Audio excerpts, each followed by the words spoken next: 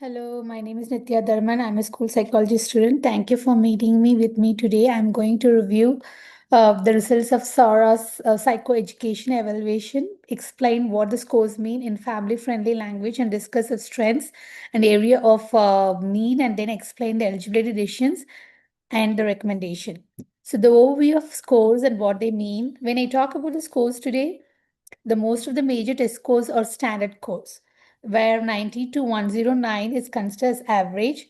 Scores below that show increasing levels of concern.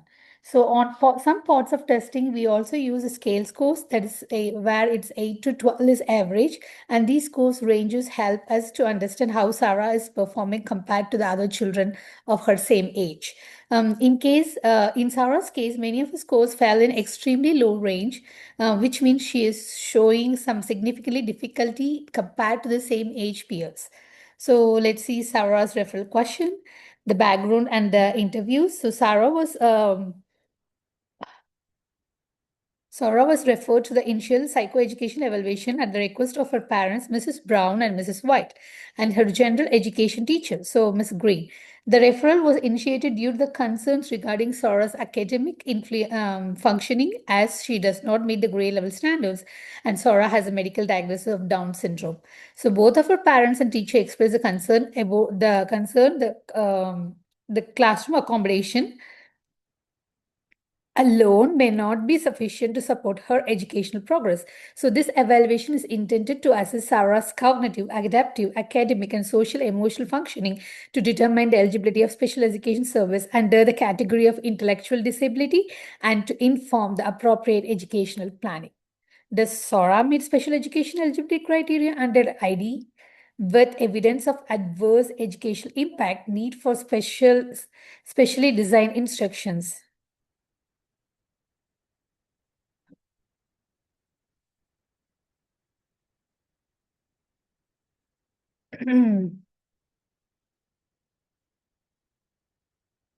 So the background and interviews health. So Sarah was referred because both of her parents and teacher were concerned that she's not meeting the grade level standards and the classroom accommodation alone were not enough. Sarah is a kindergartner at Woodstock Elementary. Um, Her development is in walking, toileting, following directions. Expressive language was later than expected. She has a diagnosis of Down syndrome and has a history of global development delays. Her teacher reported that Sarah is respectful and cooperative, but she is performing well below the grade level and needs a lot of instructional support. Sarah's mother described her as a imaginative, caring, and kind with interest in dress up, animals, and music. Health information show that um, she passed the hearing, but she did not pass the vision screening, referred as a further vision follow up. Behavior. So, behaviorally, Shara showed many strengths. During the testing, she was pleasant, cooperative, attentive. She transitioned well, maintained the eye contact, showed good effort. The evaluator noted that the results of valid representation of her functioning in the classroom. Sarah was on task about 85 to 90% of observation, which was similar to of most of her peers' age. And when she was briefly off task, it was mostly about the um, passive off-task behavior, such as looking around the room. She returned tasks with natural classroom clues. This tells us Sarah's main difficulties were not behavior problem, but rather than academic and adaptive functioning needs. So these are about the background and all the informations, interviews and all stuff. So let's go on to the cognitive processing data explained.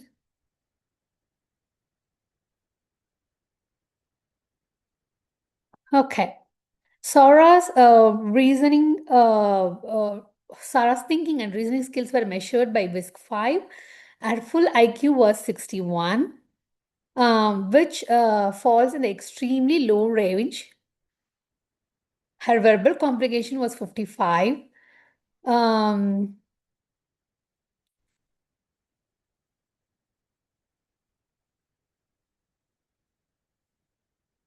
Yes, the verbal comprehension was 55, which also extremely low, showing the significant difficulty with language-based reasoning, vocabulary, and understanding verbal concepts. Her fluid reasoning is was 69 and also falls under the extremely low average, showing difficulties with problem solving and figuring out patterns. On subtest, most of her scores were very low. For example, similarities was 1, vocabulary was 2, matrix reasoning was 2, digit span was 2. What else? Coding is was 1. So the relative strength was in the block design and figure weights. Both were scaled as 3. Those these still remain very low compared to the age expectation. So overall, the Sora's cognitive shows global cognitive delays. Let's move on to the academic data. Okay, this is all the academic data. So Sora's academic data were measured with YAT4 and her performance was significantly below age expectations across most of areas. In reading, basic reading, skills composite was 69, which is low. Reading comprehension was 59, which is also low, and oral reading fluency 54, that was very low. In writing, her composite score was 65, which is low. And let's go on to the math calculation. The composite score was 64 and it was also low. And math calculation, the composite score was, the math problem solving, the score was 75, that is below average.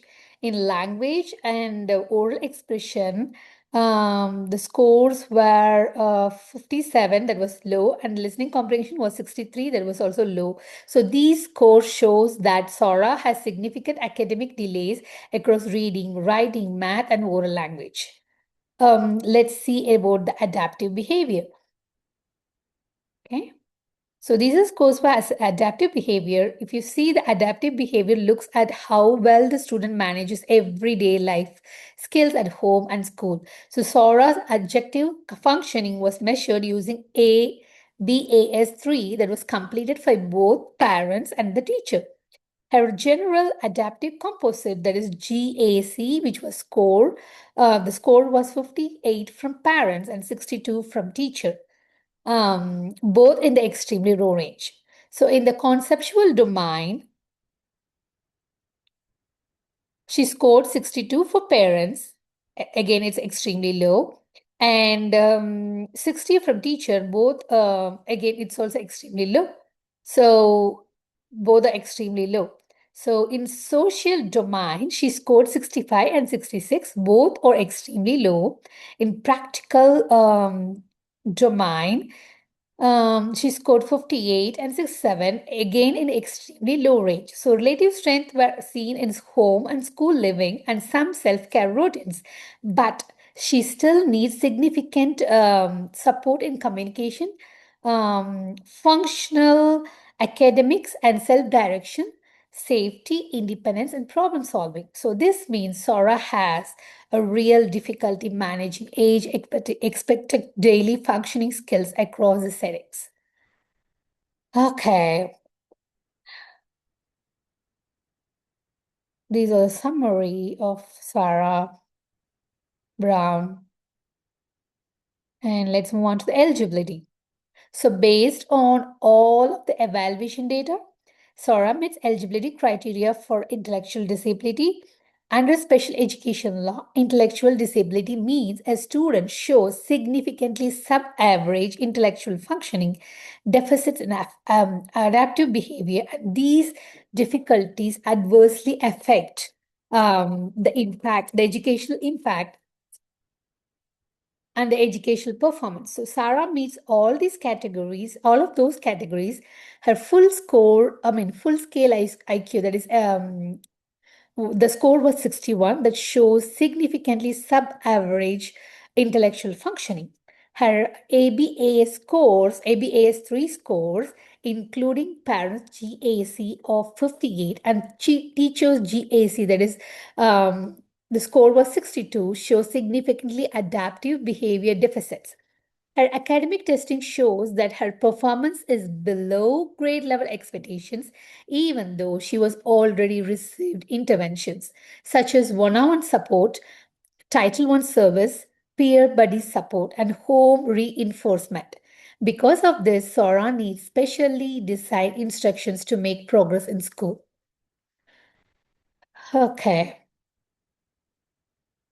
what are the recommendations? The recommendations are based on Sora's profile. The academic instructions can be like provide explicit systematic instructions with clearly modeled examples. Then breaking tasks into small steps, repeated, provide the frequent and guided practice with immediate corrective feedback and use repetitions and cumulative review to support retention. Provide extended processing time of task for completion. Reduce the task completely while maintaining instructional objectives. Conduct frequent checks for understanding. For reading, use the direct phonological awareness instructions such as sound identification, blending, and segmentations. Provide explicit instructions in letter sound correspondence. Use a structured decoding practice with controlled text. Provide the repeated reading opportunities to support fluency. Utilize a visual word recognition support such as word cores or picture pairing. Reduce the independent reading demands as needed. Written expression, use visual sentence frames and structured writing templates. Emphasize guided writing with modeled response and provide extended time for written output. Reduce written output volume when appropriate. Use a visual spelling supports like word banks, models. Incorporate structured letter formation practice. For math, again, explicit instruction using concrete materials. Um, Teach problem solving using step-by-step visual strategies. Provide a repeated practice of foundational arithmetic skills. Reduce the task demands while targeting core concepts. Allow extended time for math activities. The language and communication. For the language and communication, present directions using short, clearly sequenced statements. Pair verbal instructions with visual supports. Use simplified instructional language. Provide the structured prompts to support expressive responses. Provide the structured prompts to support the expressive responses. Sorry, I repeating again. So sorry. Reinforce vocabulary using the visual pairing repetition. Provide the opportunities for verbal rehearsal. For adaptive and functioning skills, provide a visual schedules and structured routines, use advanced warnings for transitions, reinforce independent task completion, provide a consistent modeling of expectations, support the development of self-direction skills. Environmental support. So for environment support, provide a structured low distraction work areas like a very quiet place. Use visual cues for task limitations. Provide frequent reinforcement and feedback. Maintain consistent classroom routines and provide extended time across the activities. And related service considerations can be given like speech language service, like to give the express receptive language development, and for OT, that is occupational therapy, the fine motor and writing adaptive skills. So in summary, Sora is a cooperative and caring child with clear strength in her positive attitude, classroom participation, and response to structure. At the same time, the evaluation shows the significant needs in cognitive, functioning, academics, and adaptive behavior. So, based on this information, Sarah meets eligibility for intellectual disability, that is ID, and would benefit for special education service and supports tailored to her needs. So, do you have any questions about the results and what scores means? Please let me know. Thank you.